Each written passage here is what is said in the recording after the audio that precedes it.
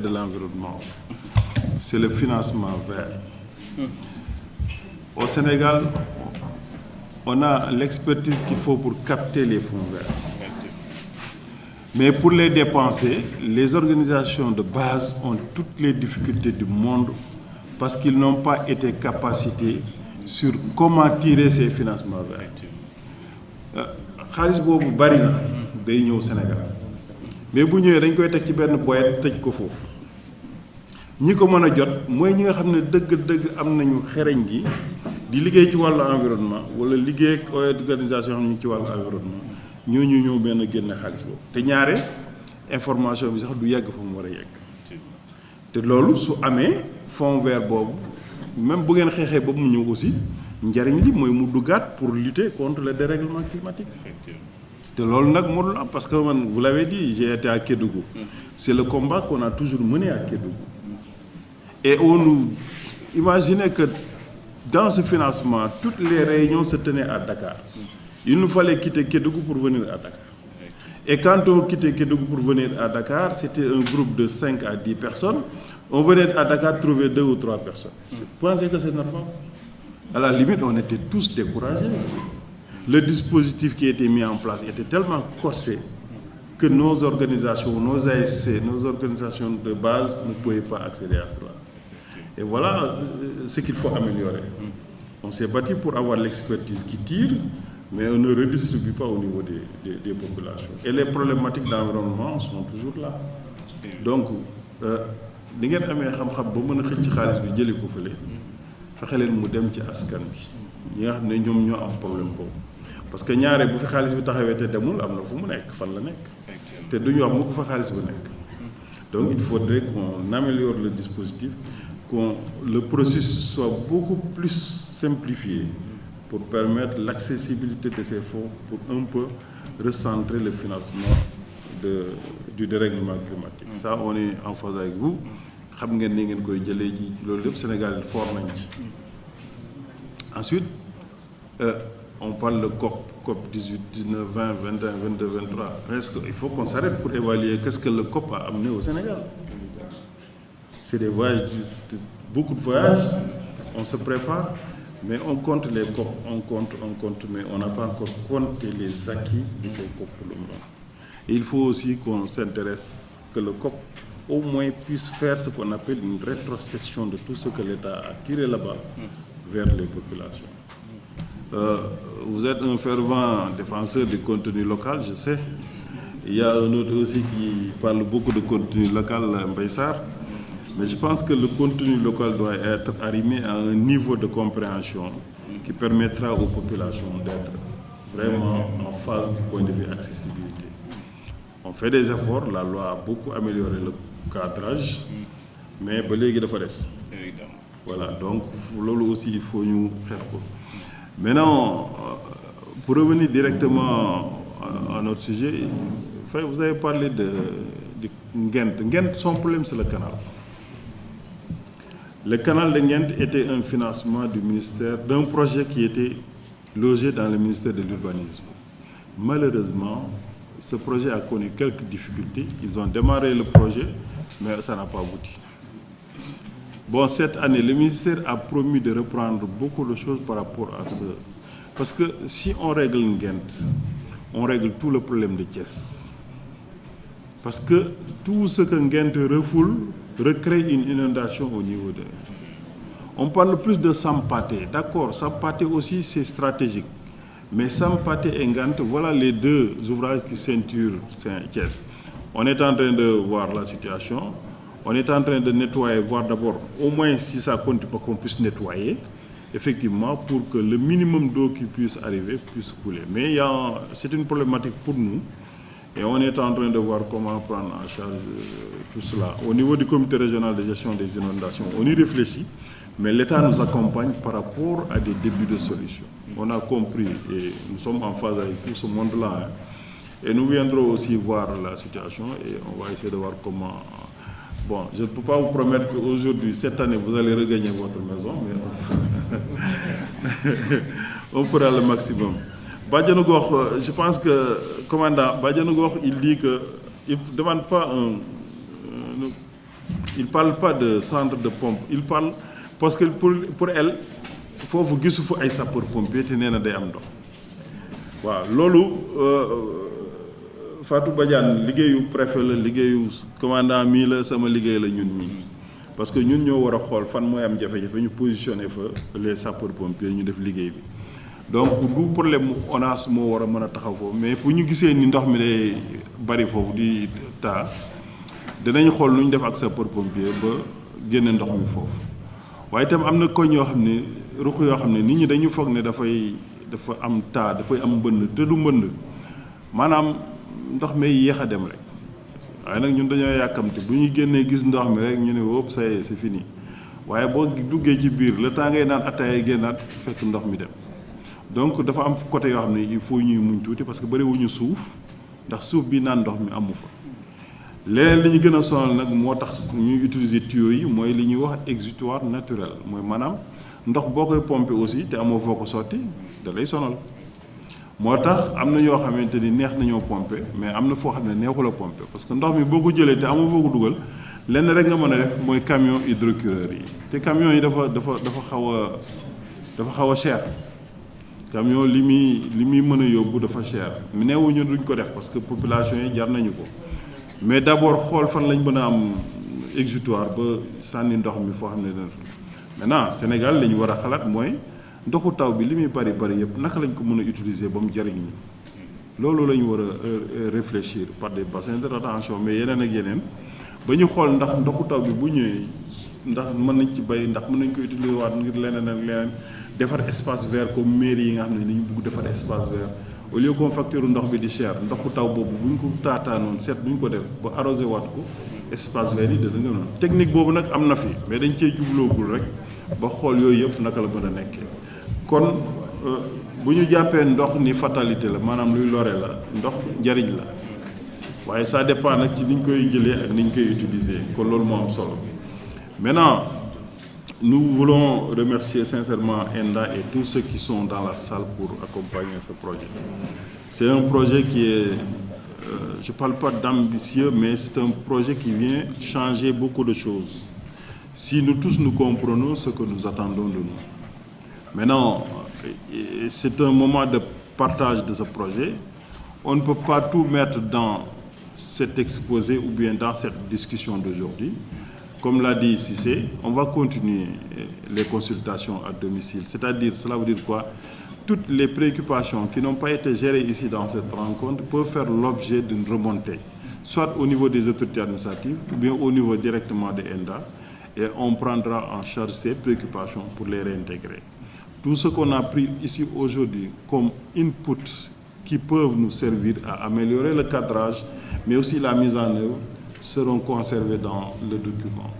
Maintenant, in fine, nous voudrions qu'après avoir déroulé, qu'on vienne encore ensemble évaluer avec vous ce projet et que vous puissiez nous dire effectivement, voilà les problématiques qui nous ont empêchés de réussir, voilà là où on a fait d'excellents points et voilà peut-être les perspectives parce que tout projet doit pouvoir s'ouvrir sur des perspectives. Et nous voulons avec vous aussi voir les perspectives qui s'offrent pour qu'ensemble, nous pouvons imaginer, etc., exactement quelle est la suite à donner à ce projet. Donc, c'était ça le moment. Vous dire que l'ensemble des autorités au niveau national ont déjà partagé le projet. Ils ont pris connaissance de ce projet.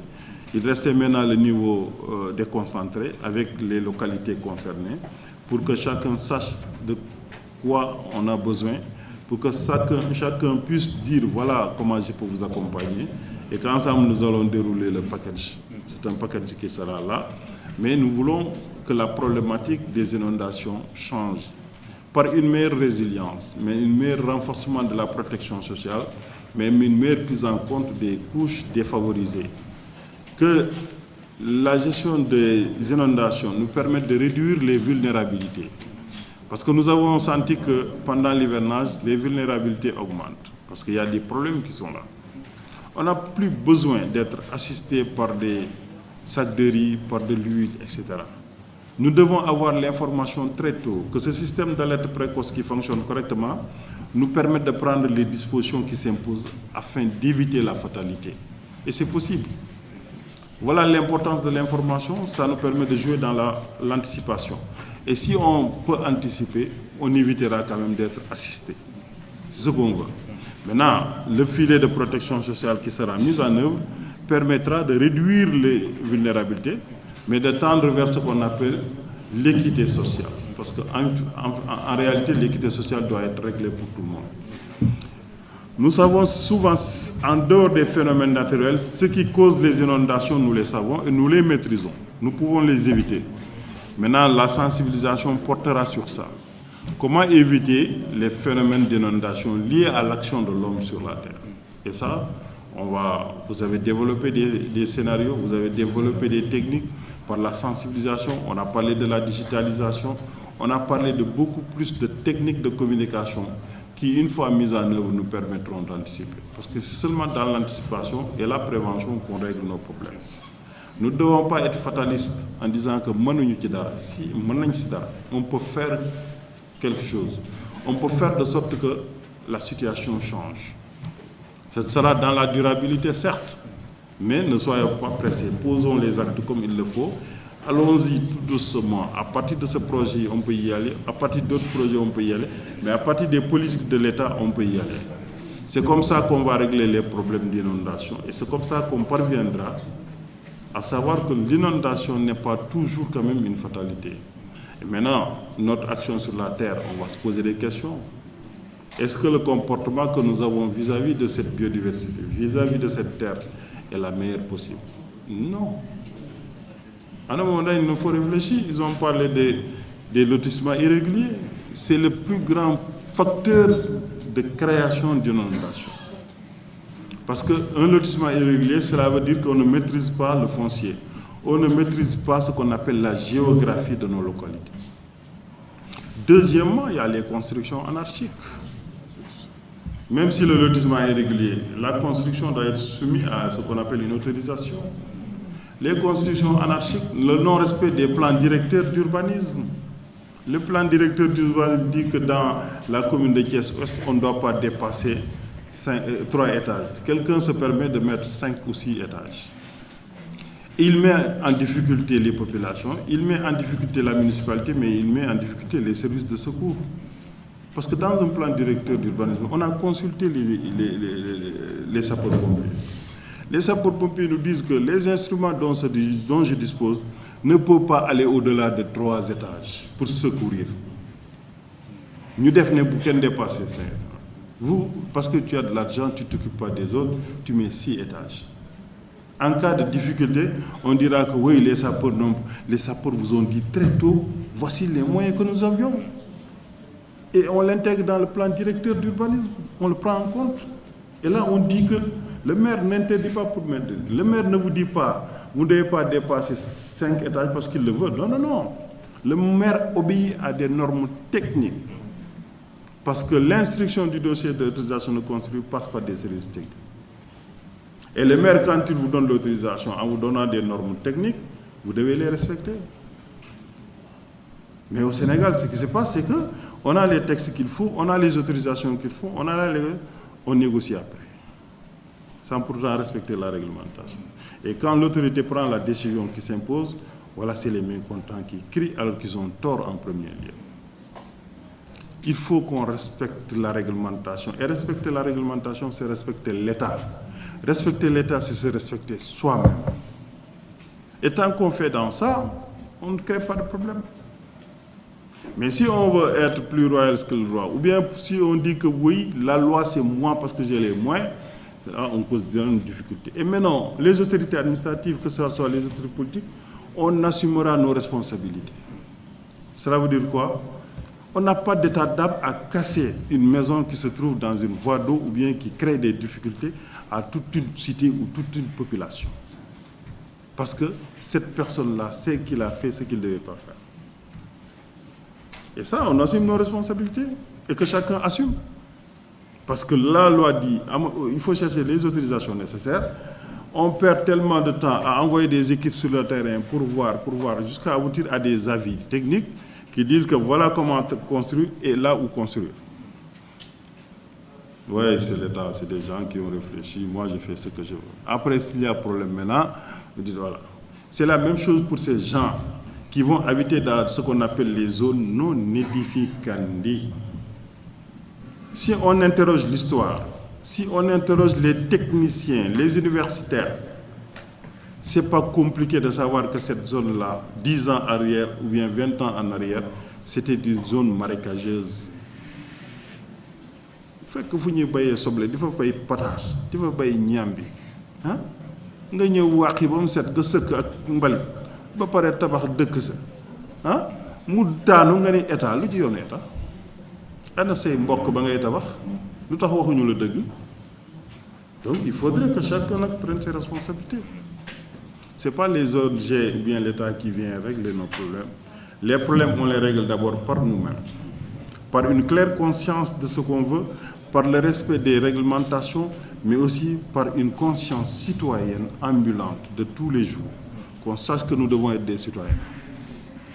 Voilà comment régler les problèmes. Maintenant, les organisations comme INTA viennent nous accompagner. Une fois que ce problème est réglé, ils viennent nous accompagner sur un comportement qu'il faut avoir et sur des questions à régler, des problématiques à poser pour aboutir à un résultat concret. Le résultat concret, c'est le changement de notre vécu, l'amélioration de nos conditions de vie.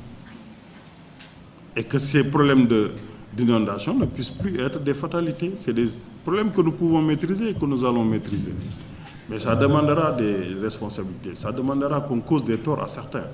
Ça demandera qu'on rétablisse des irrégularités, mais ça va demander aussi qu'on engage une réflexion profonde sur chacun comment se comporter dans la cité. Voilà la réalité des choses. Et ce n'est pas avec une baguette magique qu'on va régler les problèmes, parce que les Sénégalais sont ancrés dans la routine. Ak daaw nii lañ ko doon defee ren nga ñëw bëggoo changer boo bëggee indi lu bees wala jëmale nit ñi fa mu gën a ñu ni déedéet nii lañ ko doon def ñi naan nii lañ ko doon defee mooy ñu bëgguñ tukki wuñu toxu wuñu te duñ bàyyi kenn dem ñooñu nag soo leen bàyyee ñu yàq sa liggéey bi ñu dénk nag ñu ànd ceeg INDA ànd ceeg ñëpp ñi nga xam ne dañu bëgg a jàppale mooy liggéey boo xamante ni dañu bëgg tegaat yoon wi yëf yi ci yoon tegaat askan wi ci nam gënee dëkkal nit ñi fa ñu war a dëkk. Inondation ndox la ndox mu bari doole ñun yàlla dimbale nañu ba ñetti weer rek la ñuy taw am na dëkk yoo xam ne juróom-ñeenti weer la ñuy taw ci at mi gis nga bu ñu bokkoon ci dëkk yooyu tey jii gox yu bari kenn gisatu leen ñetti weer yi ñuy taw nag bëgg ñoo sonal 8 c'est parce que ñun ñoo bëggul xoolaat suñu toogaay nañu taxawaat xool li ñuy dëkkee nañu taxawaat xool li ñuy nekkee waaye nañu taxawaat xool li ñu yoon sant ñu tënku ca ànd ak nag ñi nga xam ne ñooy jàppale état ñu jéem a indi li nga xamante ne moom la ñuy wax résilience mooy maanaam li ñu fi fekk mu doon jafe-jafe naka lañ ko mën a woyofale ba ñun ñëpp ñu ànd ci dëkk ci ba keroog problème bi di sotti waaye problème bi nag pour mu sotti faaw nag mu am ñu mu gaañ kan ni ma koy waxee mooy ñaare buñ la jëlloo décision rek mooy sonal lañ la ndax da nga am ku la mere waaye nag boo nekkee ci yoon bul bañ ku la mere ndax buñ la meree ci kaw yoon wi nga tegee te mooy yoon wu baax wi sa xel day dal waaye nag buñ la meree ci lu dul yoon foofu ngay xoolaate sa bopp moo tax ñi nekk urbanisme wax nañ ko nañu bàyyi maire yi di def lotissement ci nu mu leen neex fekk àll bu yaatu nga ne nañ ko dagg jaay ko ay kër te xamuloon ndax fii ngay dagg bëgg faa def ay kër buñ ko tabaxee ndax du indi loraange ci ñi la féete ndeyjoor wala ñi la féete càmmoñ wala ñi la féete sowu jant loolu buñ ko xamul nag bay wut xaalis rek ndax dagg kër yi xaalis lañ ci séentu mais ñi ngeen di problème te ñaare ñiy tabax ñu ci bari noor la ñuy tabax buñ tabaxee noor ba dëkk nag nawet nag ñëw ndox mi ñëw ñu soog a gis problème yi ku nekk yenn say loxo yuuxu te pourtant ñaar ak ñetti waxoon nañ ko dañ leen a néewal doole wàcce seen kàddu ci suuf parce que amuñu mbubb mu rafet wala duñu doon dara ñu néewal leen doole def li ñu bëgg a def ba mbënn mi tab ñu tey am na gox yoo xam ne Sénégal warul woon a am mbënn buñ demee ba ñu mel ni man daan tëdd ci pajaas di yewoo ci pajaas di sant yàlla tey nga ni du ma dëkk ci pajaas bi damay dem dëkk ci foo xam ne su ma yewoo samay tànk dama koy tëmb ci ndox mi jàkkaarloo géej waaw nga nag lor ñi nga xam ne ñoo nekk sa ginnaaw ñëpp parce que ndox mi doon ñëw yow nga baare ko ndax say tabax ndax am nga moyen yoo tabaxee ba mu diis ndox moom da nga koy delloowaat ci dëkk bi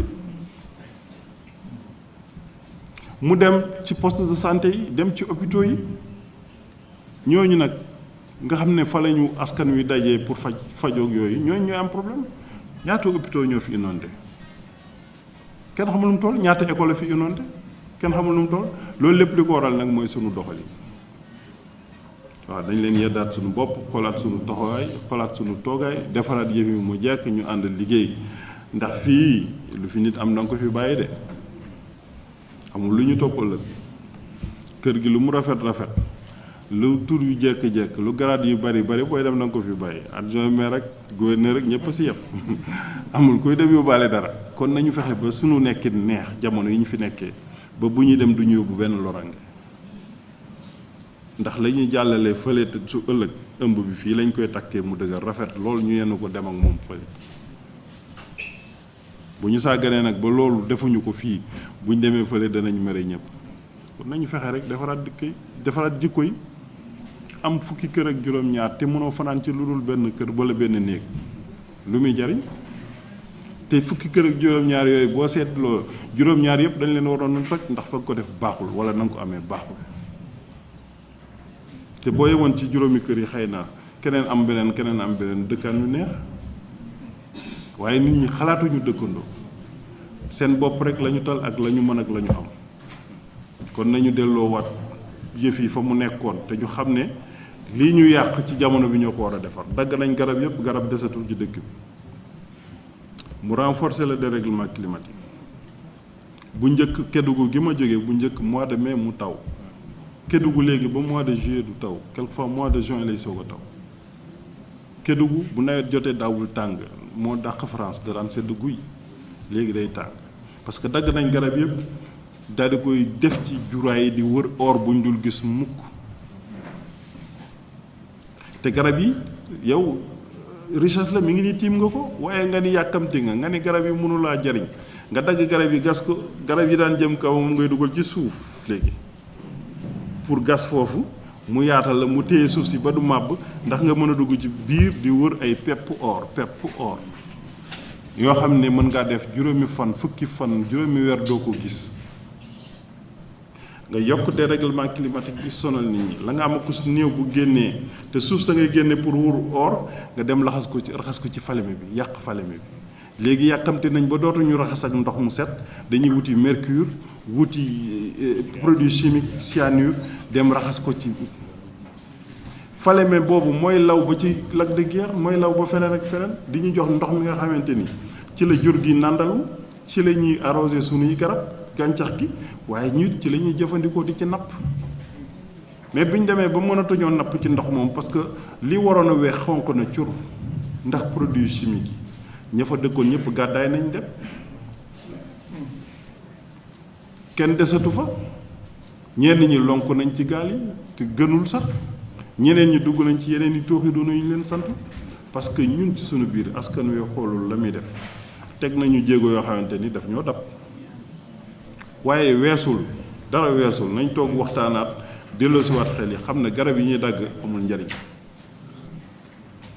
parce que garab boo ko daggee ndoxum taw day wàññeeku waaye nga ubbi yoon yoo xamante ni gas pax yu rëy naan da ngay wut or pax yooyu boo ko gasee ndox mi ñëw dugg ci ba fees dell jur gi mooy daanu ci biir ndax yoonu jur amatul bu yoonu jur amatul jur gi dee napp amatul ñi doon napp nu ñuy def problème mu Kédougou foofu la jóge te day gën a continuer si yeneen dëkk yi tant que nit ñi bàyyiwuñ li ñuy def Cees gii garab gi fi gën a am maanaa te nit ñi fonk mooy xay ñu ngi commencé di dagg xay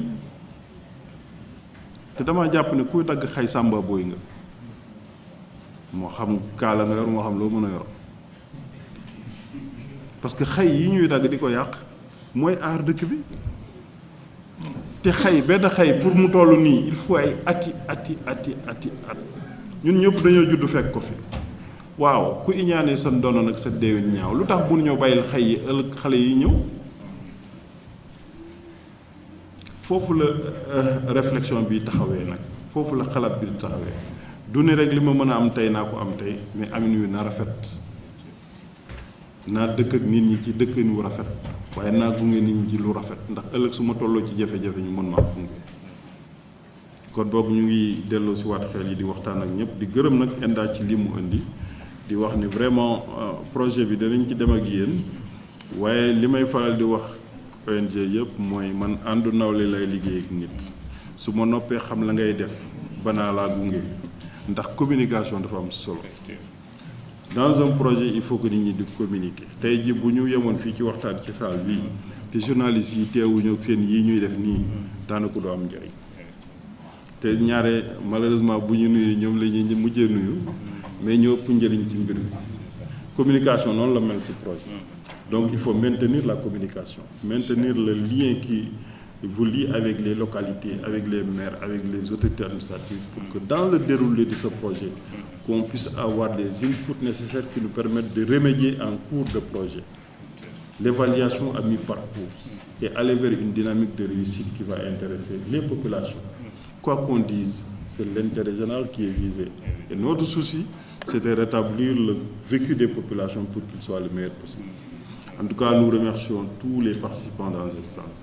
On va continuer à maintenir cette communication et on va vous informer sur les suites de ce projet par rapport à l'attente que nous avons. La ñuy xaar ci yéen ak li war a topp ci projet bi yëpp dinañ ci waxtaan ak yéen ba fuñ ci toll ngeen xam ko dara du leen bett ndax lépp yéen la ak ñun ñoo koy bokk kon ñu delluwaat sant ñëpp ñi fi teew sant maire yi sant ñi fi teew chef de service relais communautaire bàjjenu ko ñëpp société